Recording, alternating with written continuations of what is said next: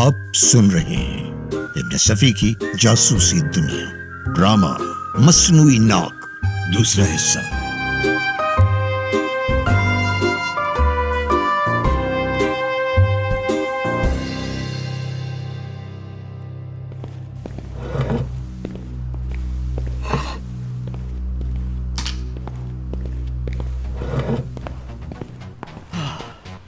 हम बंगले का चप्पा चप्पा तलाश कर चुके हैं, हमला आवर को कहीं निशान नहीं। हमने बाहर निकलने में बहुत देर कर दी हमीद, मगर वो दूसरा कौन था जिसने हम पर फायर करने वाले पर पीछे से हमला किया? दूसरा?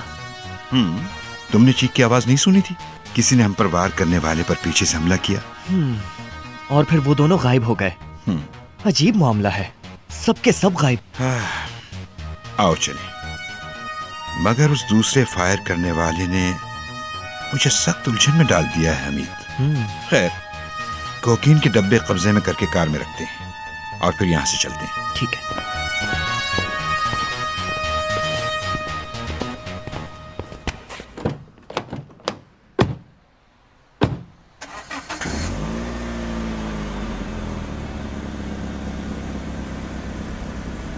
हाँ तो हमीद, तुम रिवॉल्वर के मुताल्लिक कुछ कह रहे थे।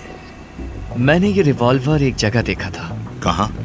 आज सुबह जब आप शंकर की तलाश में निकल गए थे, मैं मेट्रो होटल की तरफ चला गया। मुझे ये यकीन था कि अब वहां प्रोफेसर और रुकैया की सूरत ना दिखाई देगी, लेकिन जब मैंने उन्हें वहीं पाया तो मेरी हैरत की कोई इंतहा न रही।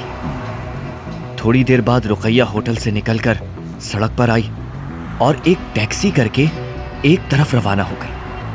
मैं दूसरी टैक्सी पर उसका ताक़ुब करने लगा। वो जैकब रोड पर उतरकर वॉल्टर रोड की तरफ मुड़ गई। उस पूरी सड़क पर बमुश्किल तमाम 2 या 3 कोठियां हैं। वो उन्हीं में से एक में घुस गई। मैं कोठी की पुष्ट से अहाते में दाखिल हुआ और एक कमरे की खिड़की से मैंने एक मेज पर ऐसा ही रिवॉल्वर पड़ा हुआ देखा था। दिन का वक्त था, इसलिए खौफ भी मालूम हो रहा था कि कहीं कोई देख न ले। मजबूरन मैं वहां से ये सोचकर चला आया कि रात में आकर कुछ और मालूम करने की कोशिश करूंगा। तुमने बड़ी अक्लमंदी से काम लिया हमीद। फरीदी साहिब, क्यों ना इन लोगों को गिरफ्तार कर लिया जाए? अभी हमारे पास उनके खिलाफ कोई माकूल सबूत नहीं है। अगर साजिद होश में होता तो ये इतनी दुश्वार चीज न थी।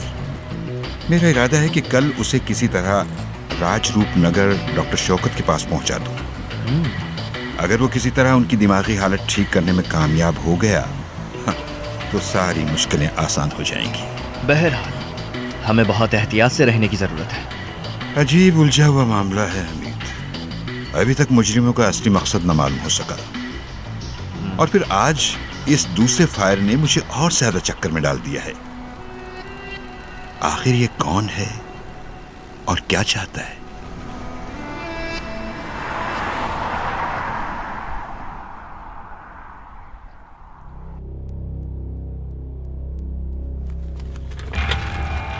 आखिर तुम कौन हो और क्या चाहते हो? मैं शंकर हूं। वो तो मैं भी जानता हूं, लेकिन तुमने अरशद पर फायर क्यों किया? जवाब दो, तुमने मुझ पर फायर क्यों किया? इन दोनों ने मुझे कुर्सी से बांध दिया है। मैं बेबस हूं। अगर मैंने इन्हें बता दिया कि मैं इन्हीं के खून का प्यासा हो रहा था तो मुझे जिंदा नहीं छोड़ेंगे। मुझे कोई बात बनानी चाहिए। मालूम होता है ये इस तरह जबान नहीं खोलेगा। हाँ प्रोफेसर नसीर, मुझे दूसरा तरीका अख्तियार करना पड़ेगा।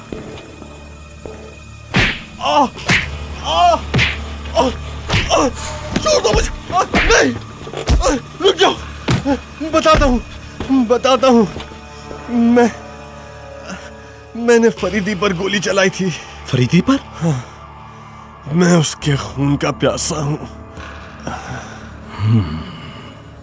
मेरे ख्याल में ये ठीक कह रहा है। हाँ, मैं बिल्कुल सच कह रहा हूँ। मुझे छोड़ दो। तुम्हें छोड़ दें?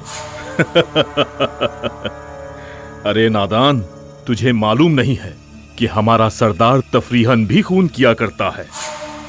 अरशद, इसे यहीं वॉल्टर रोड वाली कोठी में रहने दो। सरदार की वापसी तक तुम भी यहीं ठहरो। बेहतर है प्रोफेसर नसीर। मैं वापस मेट्रो होटल जा रहा हूं। रुकैया के साथ मिलकर एक नया जाल तैयार करना है।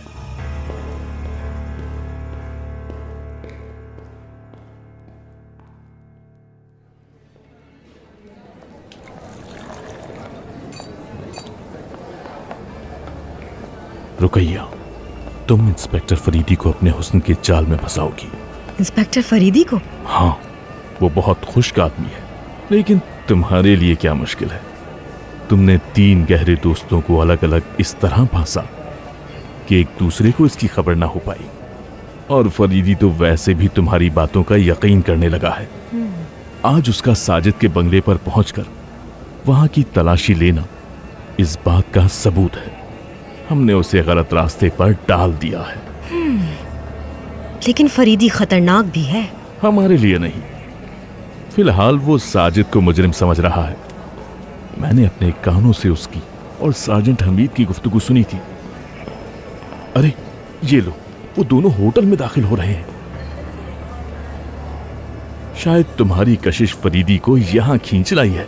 मेरी कशिश? हर शाम कितने ही मर्द यहाँ उस स्पेनी रकासा की वजह से खिंचे चले आते हैं, जो अभी कुछ देर में स्टेज पर अपने कमाल का मुजाहिरा करेगी। फरीदी उन मर्दों में से नहीं है। आइए इंस्पेक्टर फरीदी और सार्जेंट हमीद। फरीदी साहब, आखिर स्पेनी रकासा के कमाल ने आपको भी खींच ही लिया। मैंने सुना है कि आप बहुत खुश्क आदमी हैं। नहीं, ऐसा तो नहीं। फरीदी ऐसे रोमांटिक अंदाज में मुस्कुराया है कि रुकैया जैसी बेबाक लड़की भी उसकी ताब ना लाकर इधर उधर देखने लगी है। फरीदी साहब, मैं जरा होटल के रिसेप्शन पर टेलीफोन अटेंड करके आता हूं। थोड़ी देर के लिए इजाजत दीजिए।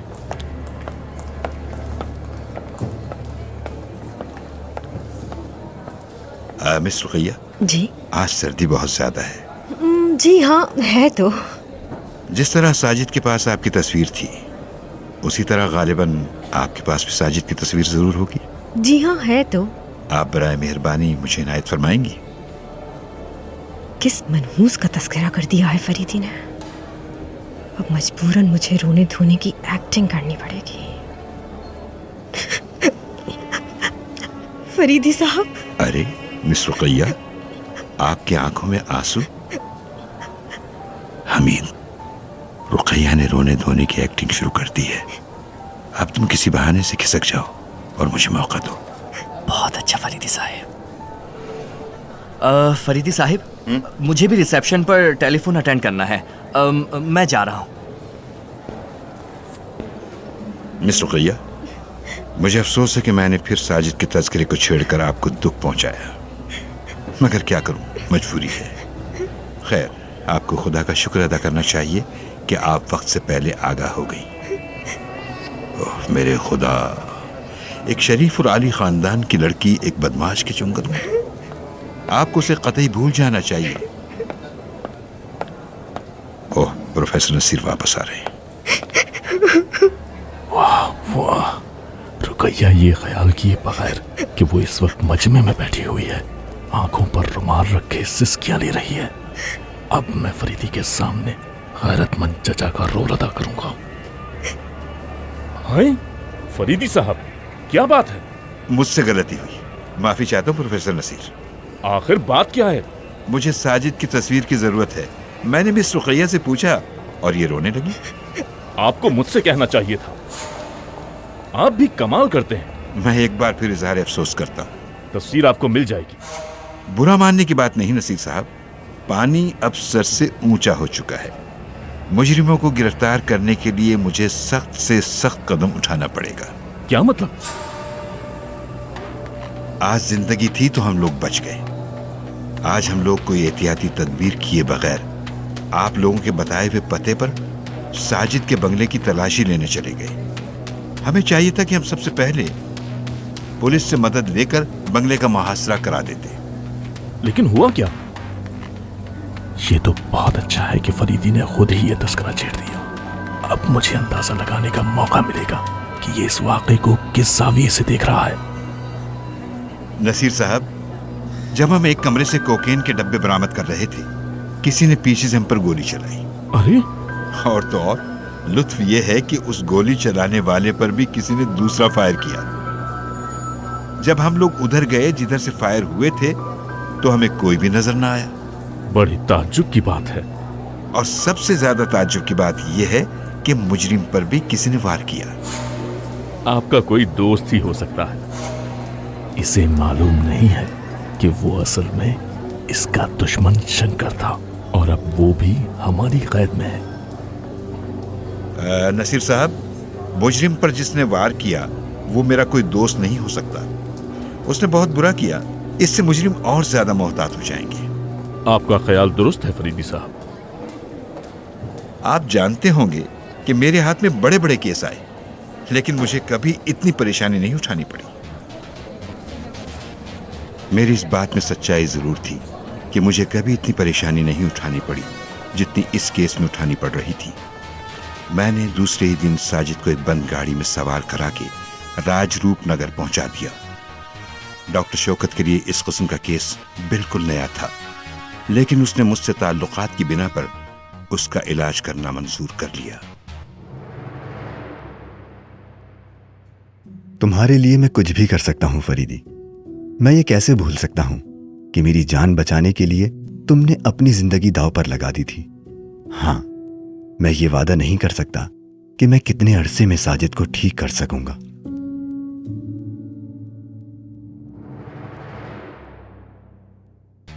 इस केस में सचमुच मुझे दांतों पसीना आ गया था। मेरी समझ में नहीं आ रहा था कि मुजरिमों को किस तरह काबू में लाऊं। हमलावर का पिस्तौल मैंने महफूज कर लिया था, लेकिन उसके दस्ते पर भी मुझे किसी किस्म के निशानात न मिल सके। इस अंधेरे में मुझे उम्मीद की सिर्फ एक ही किरण दिखाई देती थी और उसका नाम साजिद था।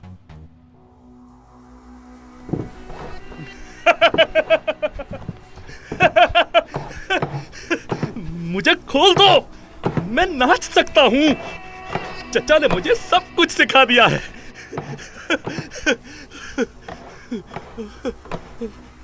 मुझे खोलते क्यों नहीं हो? मैंने डाल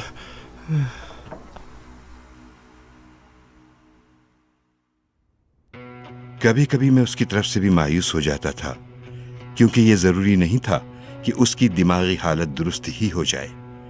मैंने कई बार सोचा कि मुजरिमों को गिरफ्तार करा दूं, लेकिन फिर ख्याल आया कि उनके खिलाफ सबूत कहां से मुहैया करूंगा। बाज़ औक़ात तो मुझे महसूस होने लगता था कि जिन्हें मैं मुजरिम समझ रहा हूं वो मुजरिम नहीं हैं।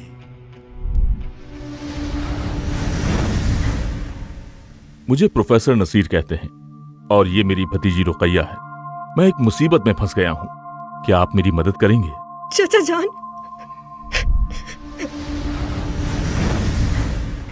लेकिन हाथी दांत के दस्ते वाला रिवॉल्वर मुझे फिर इसी ख्याल पर लौट आने के लिए मजबूर कर देता था कि यही लोग मुजरिम हैं। दफातन मेरे जहन में वो ख्याल पैदा हुआ जो मैं मिजाह की खातिर कई बार हमीद के सामने दोहरा चुका था।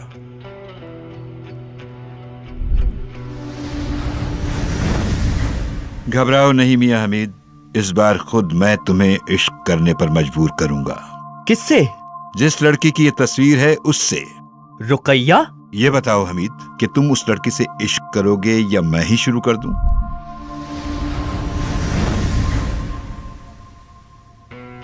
इस मामले पर बहुत ज्यादा गौर करने के बाद मैं इस नतीजे पर पहुंचा कि इससे बेहतर और कोई तरीका हो ही नहीं सकता।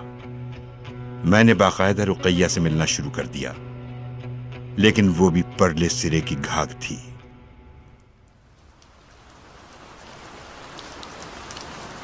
रुकैया, तुमने मेरे सवाल का जवाब नहीं दिया। छोड़िए भी, ऐसे अच्छे मौसम में इतनी खुश्क बातें। हम में काफी बेतकल्लुफी हो गई थी, मगर वो काम की बातों पर साफ अड़ जाती थी।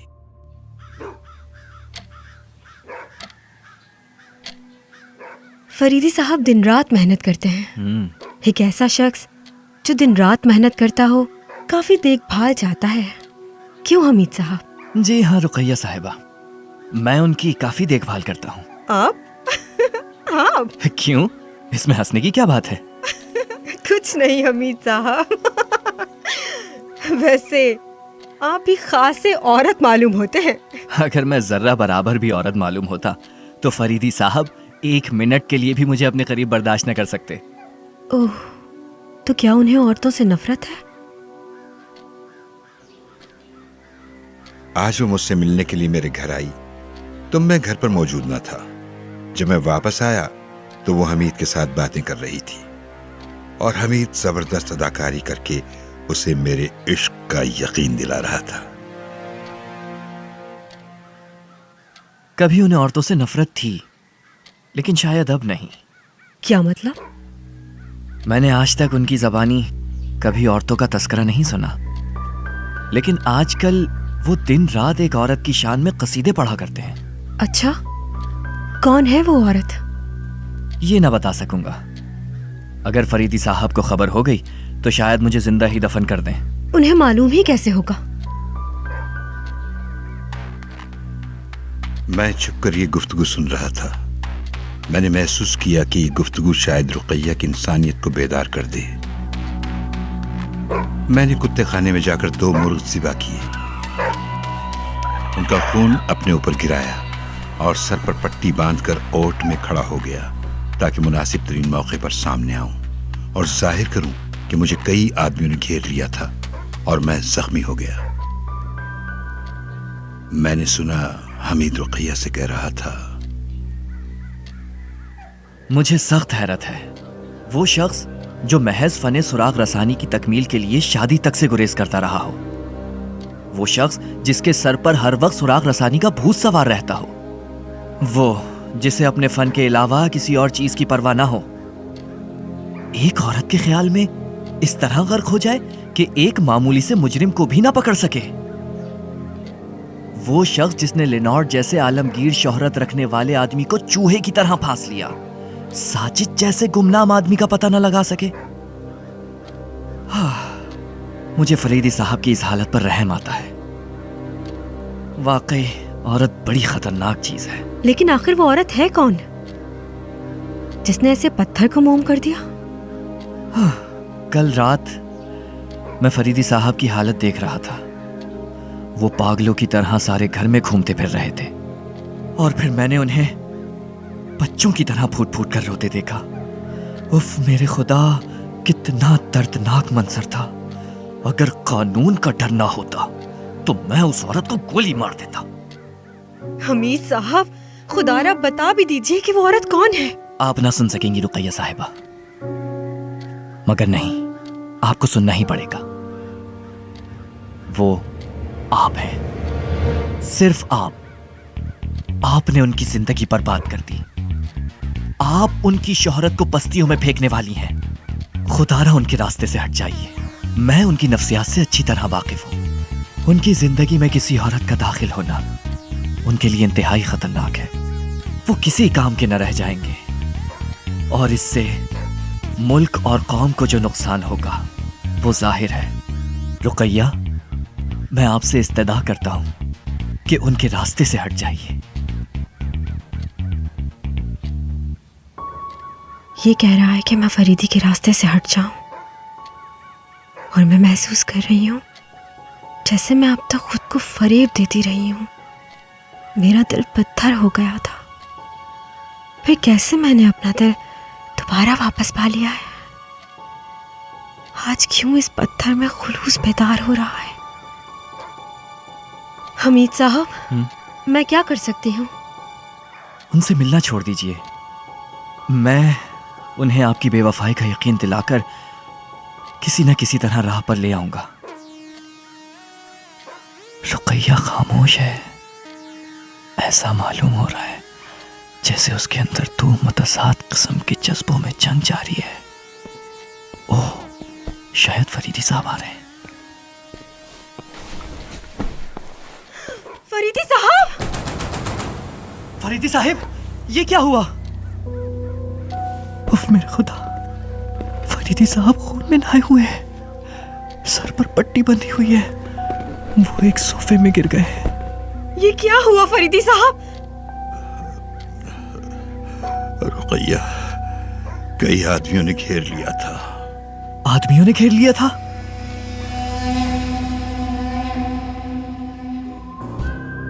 इंस्पेक्टर फरीदी और कैप्टन हमीद का अगला मामला अब आपकी पहुंच में। इब्ने सफी की जासूसी दुनिया के तमाम नॉवेल सुनने के लिए अभी गोया ऐप सब्सक्राइब करें। लिंक डिस्क्रिप्शन में मौजूद है।